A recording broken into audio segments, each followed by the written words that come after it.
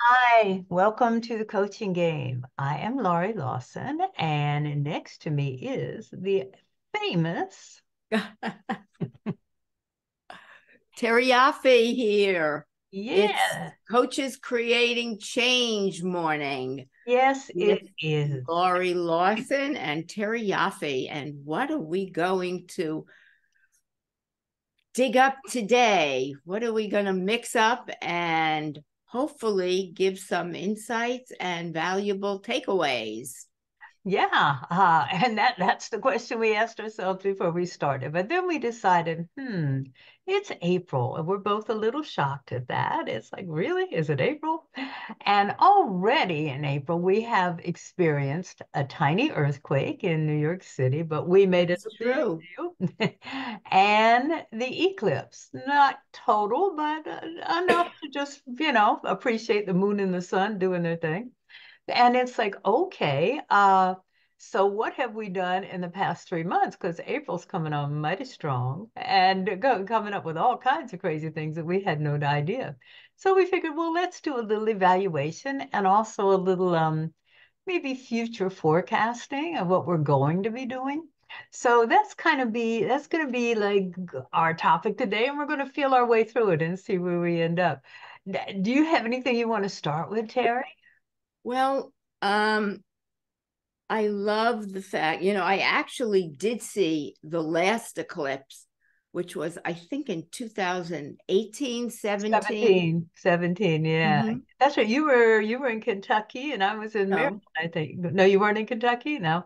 no, we were visiting friends in South Carolina, Ah, and we drove to Greenville. Drove to Asheville, North Carolina for a couple of days, and then to Greenville, South Carolina, to actually watch the eclipse. wow. And we sat in an open field. We had our glasses on and we saw it. So today, fast forward 7 years later, Mm-hmm. we've Mm-hmm. got this eclipse again, and where the moon covers the sun for a very short time. So I don't know, maybe the metaphor, what are you covering up Ah, inside of yourself that you wow. aren't opening up to or aware of, and that might be stopping you from or blinding you? Mm. Because you don't have your glasses, right? Right, right. Hmm. That are blinding you from moving forward. That How's is so interesting. I love that. I love that because people are connotating or equating, I guess is a better word, equating so much to this. And they're all excited, and certainly because the next one isn't coming till 2044, and no guarantees that? on that one, but um so we may as well take advantage of this one. But they're equating it to some kind of metaphysics, spiritual, whatever you want to call it, universal thing. It's like we're okay. This is a second chance. The moon is coming in front of the sun. It's going to be dark. You can give up all the things you don't want. And what do you want a second chance on? What did you not do that you want to do?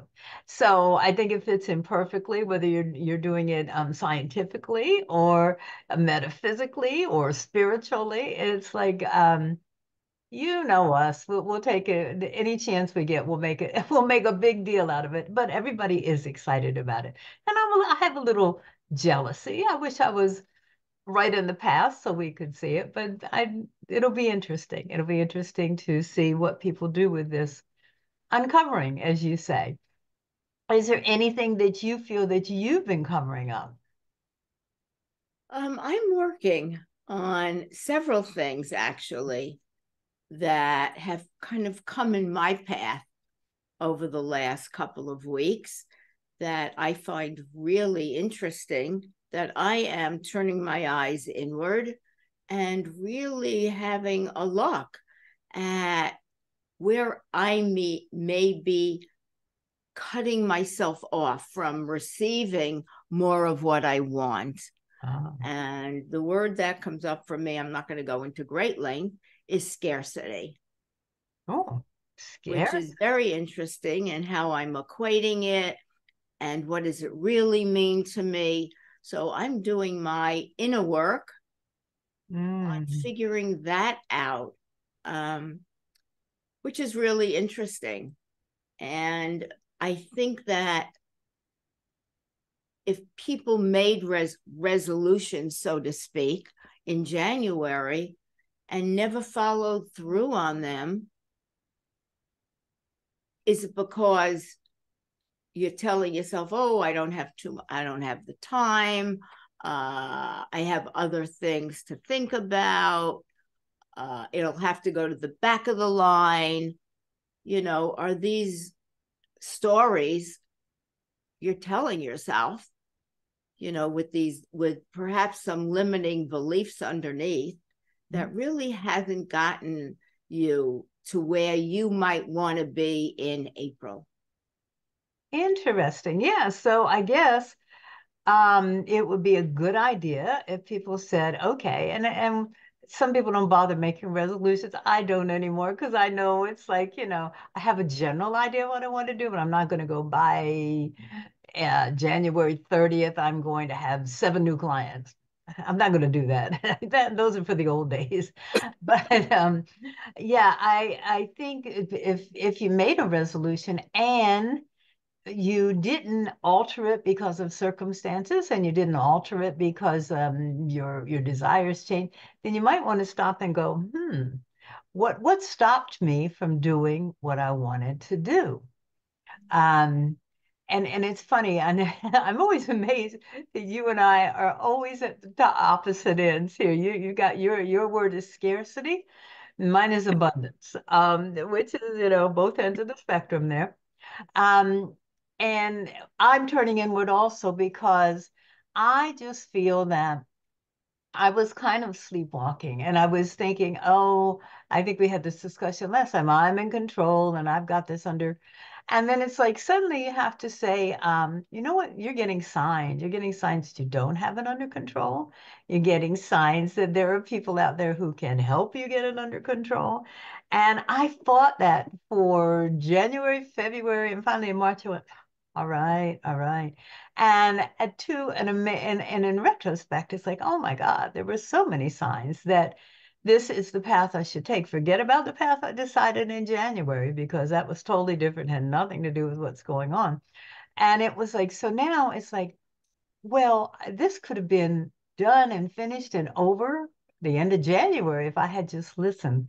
So I'm turning inward and going, there's an abundance of information and signs and universality and all kinds of stuff that I need to become aware of. So that's my inner looking. And I feel that it didn't, although it didn't stand in the way, it certainly slowed things down. So yours is scarcity, mine is abundance. And hopefully the twain shall meet right in the middle there somewhere.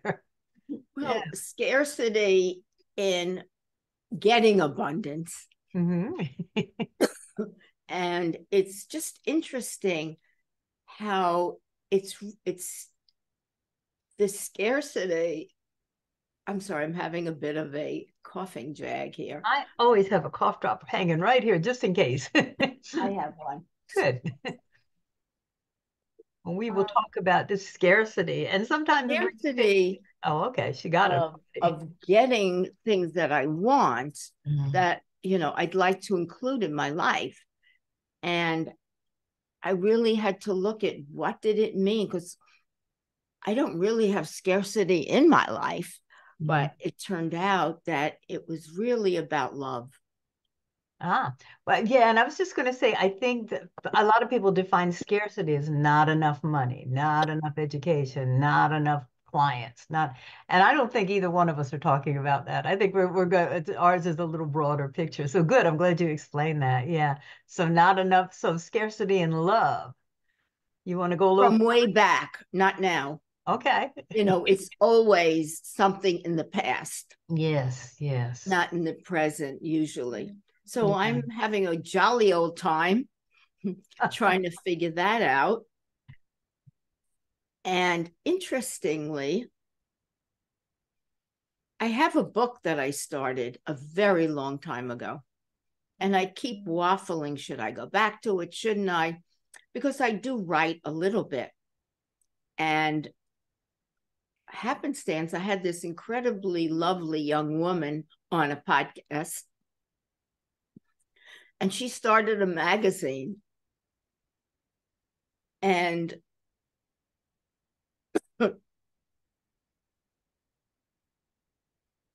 she asked me to be a contributing editor.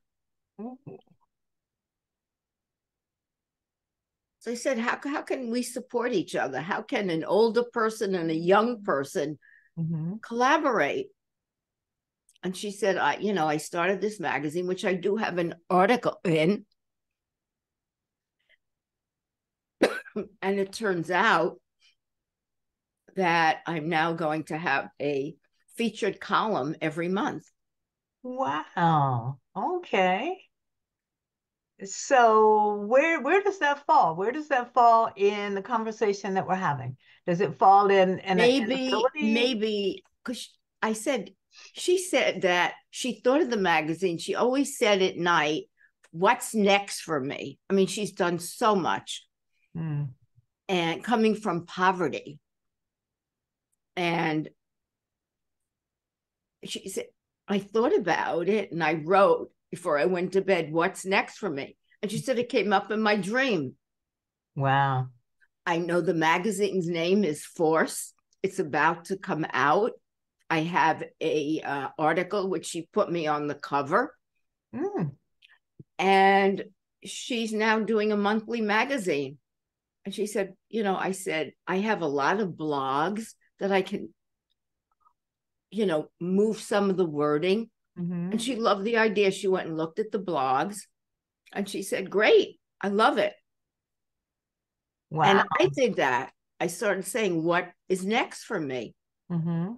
Maybe this is next for me, Sounds aside like from my coaching, my it. podcast, and maybe this.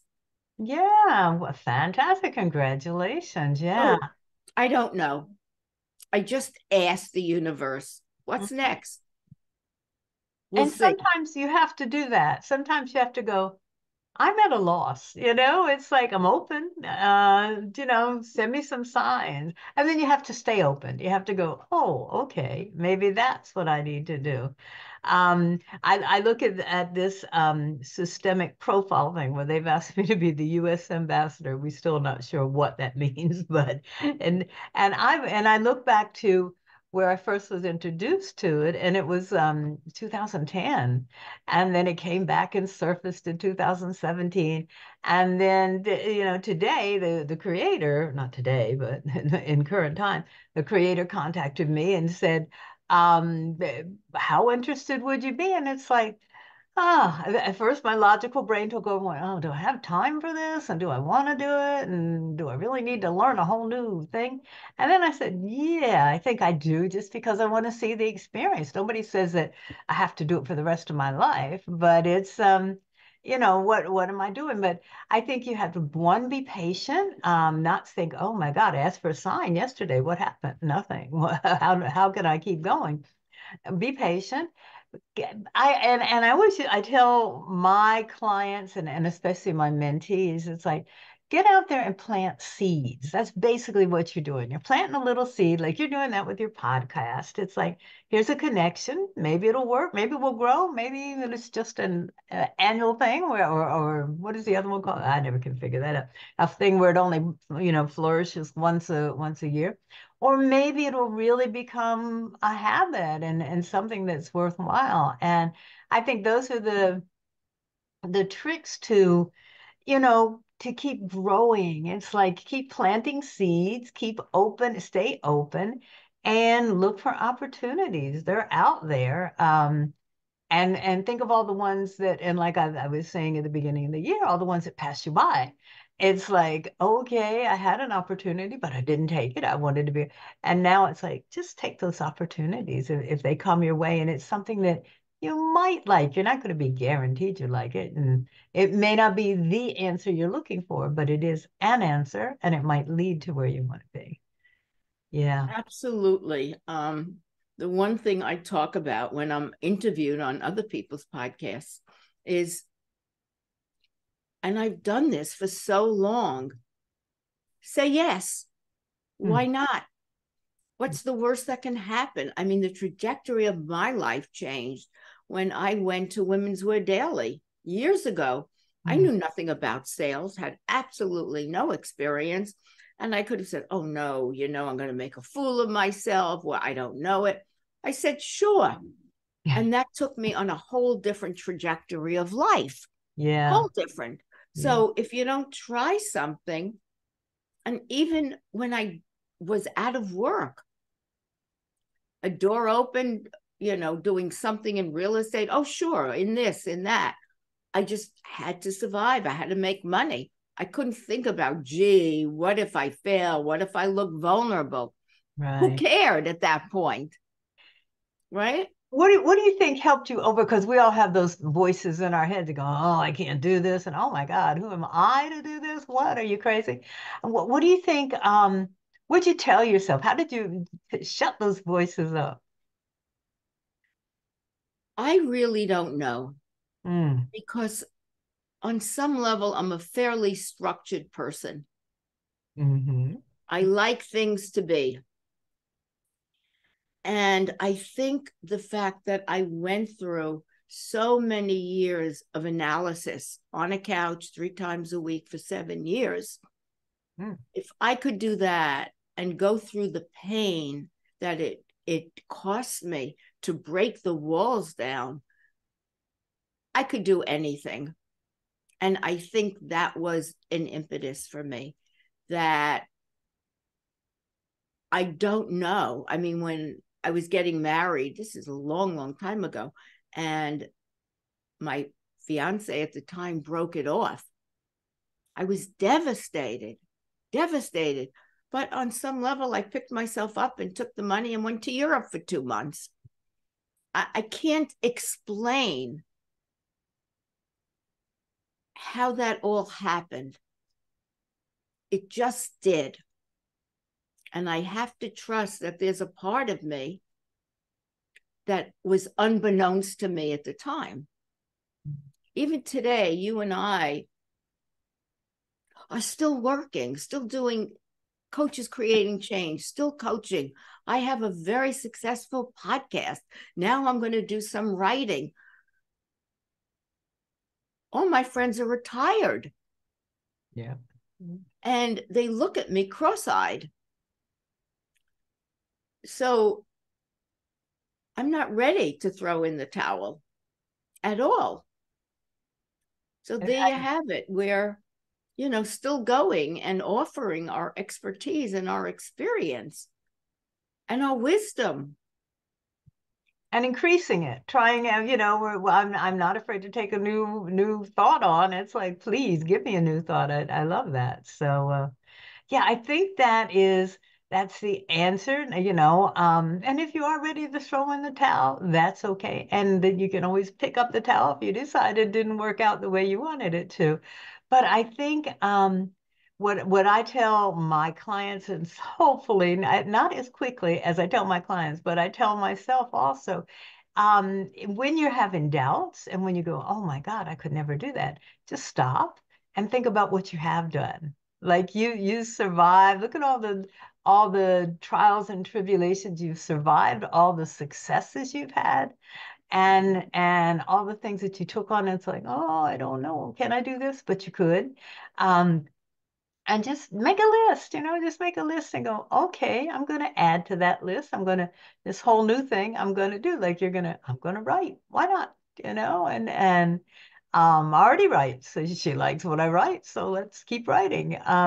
But I think that's kind of what you have to do. You have to go, yeah, you're always going to have that little voice in your ear that goes, I don't know, Laurie, can you do this? Are you out of your box now? And it's like, yeah, I hope so.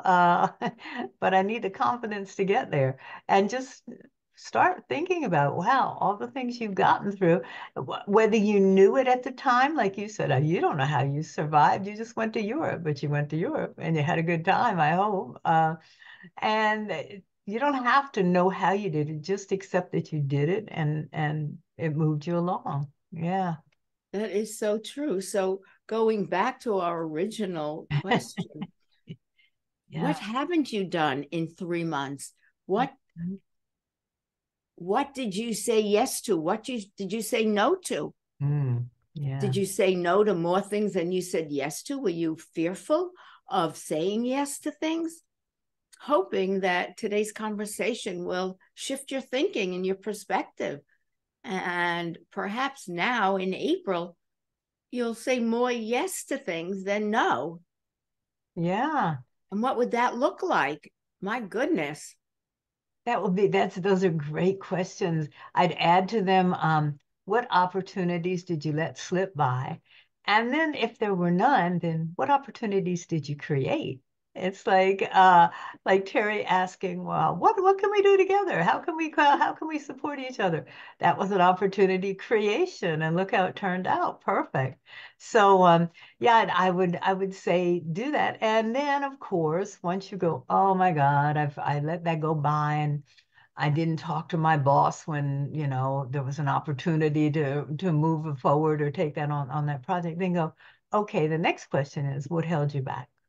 What made you not do that? Why didn't you do that? Not in You're not going to reprimand yourself and punish yourself, but it's like curiosity. It's like, why didn't I do that? It was right there. And that's where some people call that shadow work. And it's like that's where you go down into the shadows and go, what's going on? What's really going on here? So as Terry's looking inside at scarcity and I'm looking inside at I'm going to say unnoticed abundance, it's like, okay, what can we do next time to make sure that it doesn't go unnoticed? And in Terry's case, what can we do to overcome whatever scarcity I'm feeling? How can she feel abundant? And how can I don't want to feel scarce. I want to feel aware. So there are questions you can, when you find yourself resorting to your old habits, those are the questions you kind of need to ask. Absolutely. And it's challenging. You don't get to where you want to go without challenges. Yeah. The challenges are the good stuff, even though we hate them, they they're that bridge between where we are and where we really want to go. Yeah. Yeah. And if you can figure out how to cross that bridge and what it takes,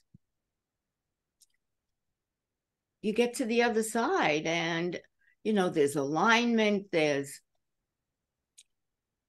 more gratification, more of everything. Contentment, fulfillment, peacefulness, a little bit of scariness because it's new, but that's okay. Scariness is, and I have a philosophy, and it's not my own, none of them are really, but it's just like if you're walking down Paradise Lane, nothing's going to make you move. Why would you do that? You're in heaven. But the little nudges and the things that don't go quite well, and the things that scare you, and the things that hold you back, those are the things that are going to make you move. It's like, I can't do this anymore. Well, I kind of gave up in February. It's like, I can't keep controlling this. It's out of my control. So let me go get some help here. Those are the things that are going to make you grow. And so it sounds weird, but welcome them. Welcome when you go, oh God, I'm afraid. It's like, okay, what can I do to overcome this fear? Or I don't know. I don't think I can do this.